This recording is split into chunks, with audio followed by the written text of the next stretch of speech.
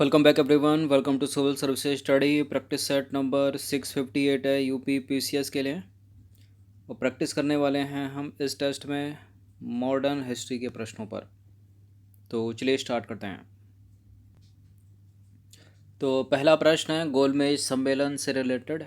ठीक है, दूसरे गोलमेज सम्मेलन से रिलेटेड। कुल मिलाकर 3 गोलमेज सम्मेलन हुए, यानी राउंड टेबल कॉन्फ्रेंस। ठीक है, तो क्या है प्रश्न? द्वितीय गोलमेज सम्मेलन के असफल होने का मुख्य कारण क्या था, बताइए। सविनय अवज्ञा आंदोलन, दल विभाजन, इनमें से कोई नहीं, या सांप्रदायिक समस्या। दूसरे गोलमेज सम्मेलन में कांग्रेस ने भी भाग लिया था, पहले में नहीं लिया था, तीसरे में नहीं लिया था। सांप्रदायिक समस्या है। तो द्वितीय गोलमेज सम्मेलन में राजनीतिज्ञों की कुटिल चाल के कारण सांप्रदायिक समस्या उभरकर सामने आई और मुसलमानों और सिखों के साथ अनुसूचित जाति के लोगों के लिए भी राजनीतिज्ञों ने भाग लिया। महत्वपूर्ण प्रतिनिधियों में भीमराव अंबेडकर ने पृथक निर्वाचन की मांग की, जिससे गांधी जी बड़े दुखी हो गए और इस सम्मेलन में भारतीय संघ की रूपरेखा पर विचार विमर्श हुआ। ठीक है, क्वेश्चन नंबर 2 पर आ जाइए। इनमें से किसने द्वितीय गोलमेज सम्मेलन में भाग नहीं लिया था? तो कांग्रेस ने दूसरे गोलमेज सम्मेलन में भाग लिया था और प्रतिनिधि थे उनके महात्मा गांधी। तो महादेव देसाई थे गांधी जी के साथ, गांधी जी स्वयं तो थे ही थे, मदन मोहन मालवीय भी थे, जवाहरलाल नेहरू नहीं थे। तो 7 सितंबर 1931 से 1 दिसंबर 1931 तक चले दूसरे गोलमेज सम्मेलन में महात्मा गांधी ने कांग्रेस के एकमात्र प्रतिनिधि के रूप में हिस्सा लिया और इनके अलावा सरोजनी नायडू, मदन मोहन मालवीय के साथ एनी बेसेंट ने भी इस सम्मेलन में हिस्सा लिया। गांधी जी के साथ उनके सचिव महादेव देसाई, प्यारेलाल मीराबेन और देवदास गांधी भी लंदन गए थे। याद रखना इनका नाम, महादेव देसाई, प्यारेलाल मीराबेन और देवदास गांधी। क्वेश्चन नंबर 3 पर आ जाइए। निम्नलिखित में से किस भारतीय नेता ने लंदन में प्रथम गोलमेज सम्मेलन में भाग लिया था? कोई एक ही है इनमें से। कौन से भारतीय नेता? गांधी जी तो एलिमिनेट हो जाएंगे क्योंकि इन्होंने दूसरे गोलमेज सम्मेलन में भाग लिया है, और जवाहरलाल नेहरू ने नहीं लिया था। ठीक है, इसका उत्तर हो जाएगा अबुल कलाम आज़ाद। गलत। क्या हो जाएगा? मौलाना मोहम्मद अली। ठीक है, Maulana Mohammad Ali, option number A. तो प्रथम गोलमेज सम्मेलन 22 नवंबर 1930 से 13 नवंबर 1931 तक लंदन में सेंट जेम्स पैलेस में आयोजित किया गया।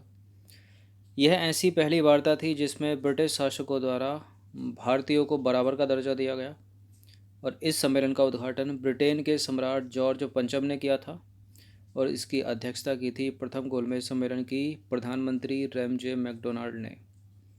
एक प्रश्न पूछा थंबनेल पर, उसका उत्तर क्या है? प्रथम गोलमेज सम्मेलन की अध्यक्षता किसने की थी?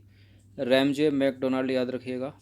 ठीक है, और इस सम्मेलन का उद्घाटन किसने किया था? अगर ऐसा प्रश्न बने तो उद्घाटन किया था जॉर्ज पंचम ने।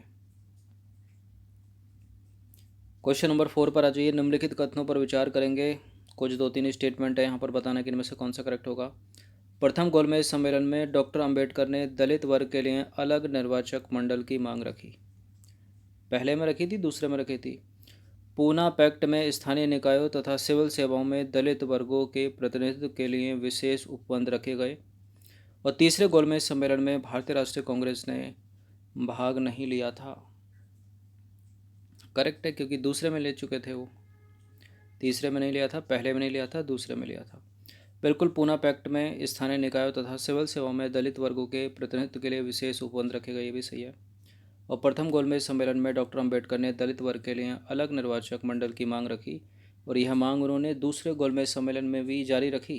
ठीक है, जिससे गांधी जी दुखी थे, वो संयुक्त निर्वाचन चाहते थे। यहाँ फिलहाल तीनों के तीनों स्टेटमेंट करेक्ट हो जाते हैं, और इसका आंसर फिर क्या होगा? Option number D 1, 2, 3। तो प्रथम गोलमेज सम्मेलन में डॉक्टर अंबेडकर ने दलित वर्ग के लिए अलग निर्वाचक मंडल की मांग रखी, और कांग्रेस ने प्रथम और तृतीय गोलमेज सम्मेलन में भाग नहीं लिया था, याद रखिएगा। पूना पैक्ट में दलित वर्ग को सार्वजनिक सेवाओं और स्थानीय संस्थाओं में उनकी शैक्षणिक योग्यता के आधार पर उचित प्रतिनिधित्व देने की व्यवस्था की गई। तो दूसरा भी सही है। देखिए, तीसरे गोलमेज सम्मेलन में कांग्रेस ने भाग नहीं लिया था, ठीक है, क्योंकि कांग्रेस ने दूसरे गोलमेज सम्मेलन में भाग लिया था। क्वेश्चन नंबर 5 पर आ जाइए। निम्नलिखित में से किसने कहा था कि महात्मा गांधी क्षणिक भूत की भांति धूल उठाते हैं लेकिन स्तर नहीं? ठीक है, मतलब ज़मीन पर जो पड़ी धूल होती है, ठीक है, मतलब उसी को उड़ाते हैं, स्थल नहीं हिलाते। ये कह गए डॉक्टर अंबेडकर। तो देखिए, डॉक्टर भीमराव अंबेडकर ने कहा था कि इतिहास बताता है कि महात्मा गांधी क्षणिक भूत की भांति धूल उठाते हैं लेकिन स्तर नहीं उठाते। उल्लेखनीय है कि दलितों की स्थिति के बारे में गांधी जी और अंबेडकर के बीच मतभेद था। इसी को चलते उन्होंने इस तरह के शब्द कहे उनके लिए। क्वेश्चन नंबर 6 पर आ जाइए। उस भारतीय का नाम बता दीजिए जिसने तीनों गोलमेज सम्मेलन में हिस्सा लिया है। गांधी जी तो है नहीं, दूसरे में हिस्सा लिया इन्होंने केवल। जवाहरलाल नेहरू नहीं है, ये हैं भीमराव अंबेडकर। तो देखिए, डॉक्टर अंबेडकर और तेज बहादुर सप्रू ने तीनों गोलमेज सम्मेलन में हिस्सा लिया।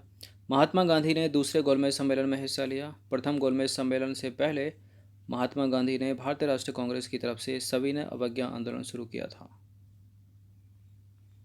नंबर 7 पर आ जाइए। 1932 में पूना पैक्ट के बाद स्थापित हरिजन सेवक संघ के प्रथम अध्यक्ष पूछ रहा है, ठीक है, ये नहीं पूछ रहा कि स्थापित किसने किया हरिजन सेवक संघ को। अध्यक्ष थे, कौन थे? Ghanshyam Das Birla, option number B. तो देखिए, पूना समझौते 1932 के बाद महात्मा गांधी का ध्यान सविनय अवज्ञा आंदोलन में नहीं रहा। अब वे पूरी तरह अस्पृश्यता विरोधी आंदोलन में रुचि लेने लगे थे।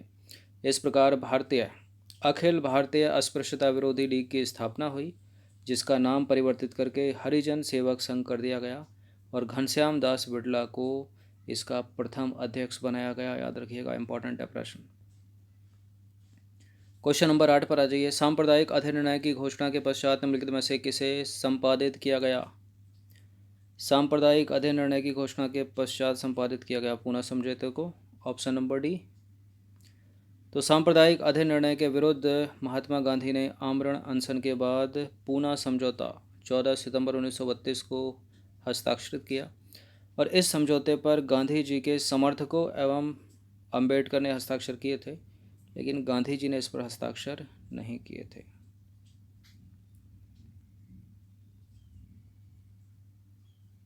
ठीक है, गांधी जी के आमरण अनशन के बाद पूना समझौता 24 सितंबर 1932 को हस्ताक्षरित हुआ और इस समझौते पर गांधी जी के समर्थकों और डॉक्टर अंबेडकर ने हस्ताक्षर किए थे, लेकिन गांधी जी ने हस्ताक्षर नहीं किए थे, याद रखना।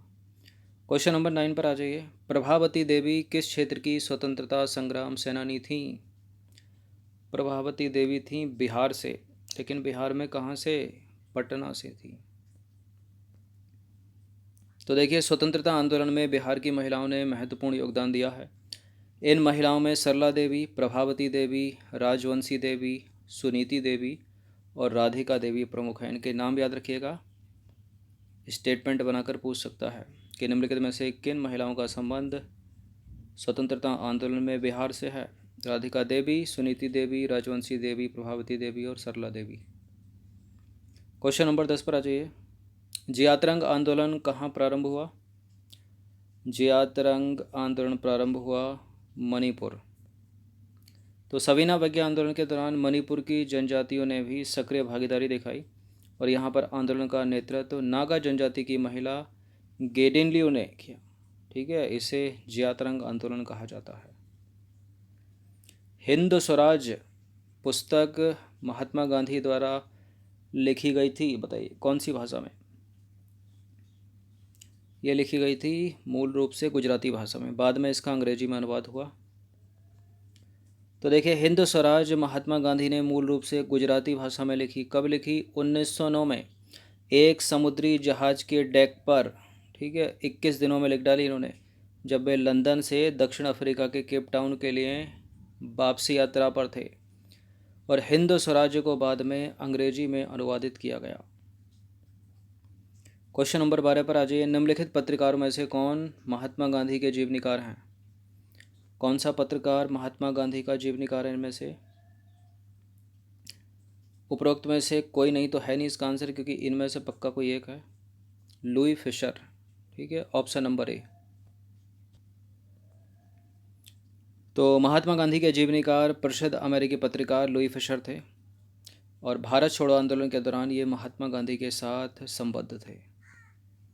क्वेश्चन नंबर 13 पर आ जाइए। भारतीय राष्ट्रीय कांग्रेस के निम्नलिखित अधिवेशनों में से किस एक की अध्यक्षता जवाहरलाल नेहरू ने सर्वप्रथम की थी? वही लाहौर अधिवेशन 1929। ठीक है, पूर्ण स्वराज्य की मांग। तो भारतीय राष्ट्रीय कांग्रेस के लाहौर अधिवेशन 1929 की अध्यक्षता जवाहरलाल नेहरू ने सबसे पहले की थी। इस अधिवेशन में पूर्ण स्वराज्य का प्रस्ताव पारित कर दिया गया तथा 26 जनवरी को स्वतंत्रता दिवस मनाने का निश्चय किया। ठीक है, 26 जनवरी को याद रखिएगा।